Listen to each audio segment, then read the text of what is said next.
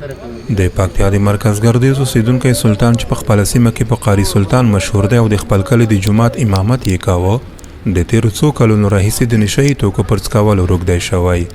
42 کلن سلطان وايي وروسته له هغه چې پلار یې د ورپېښې ناروغۍ له وجې ژوند له لاسه ورکړ، د خپل غم د غلطولو لپاره یې لومړی چرس وڅکول او وروسته یې نورو مخادراتو ته مخه کړه. ما یو تره زوی و، هغه په سګرټ کې دغه چرس اچولی و. ما پلار مړ شوی و، انجینر صاحب. د هغې ورځې نه پس ته دویمه درېیمه ورځ و، ما ته ویل چې راځه قاري سلطان یو دود سګرټ وڅکوه. هغه په منځ کې چرس اچولی و. ما ته یې نږدې که ما کشف وکړو، بیرته مې ورکړ انجینر صاحب. یو وخت مې ځان کنټرول کړو چې د ونې د خاښونه کته راتله. باعث د هغه و چې بالاخره 2 کاله چرس مې وڅکول، دې نه 4 کاله مې تریاک وڅکول، اپین. دیگه انجینر صاحب را ایسته، بس په پودر لګیا سم. سلطان هر ورځ د ګردیز بالاحصار لاندې دې ځای ته راځي او له نورو روږدو سره نشه کوي. دی وایي چې د قرانکریم تر 100 ډېرې سپارې یاد کړې وې او د روژې په میاشت کې به یې تراویح لمونځ هم ورکاوه. نوموړی زیاتوي چې د احتیاط له کبله یې نه یوازې امامت له لاسه ورکړ، بلکې تقریبا ټولې حفظ کړي سپارې هم له یاده وتلي دي.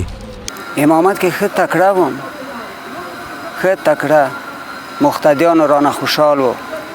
وړکې ماشومانو ته مې به درس وښول 2 ټیمه، یو سهار یو د 1 بجه لمونځ نه پس، د ماسپښین لمانځه نه پس ده 1 ساعت به مې درس ورکول. قاري صاحب سلطان د پکتیا د معتادینو په روغتون کې یو ځل تداوي شوی هم و، خو له هغه ځایه تر راوتلو وروسته یې بیا نشه یي موادو ته مخه کړې ده.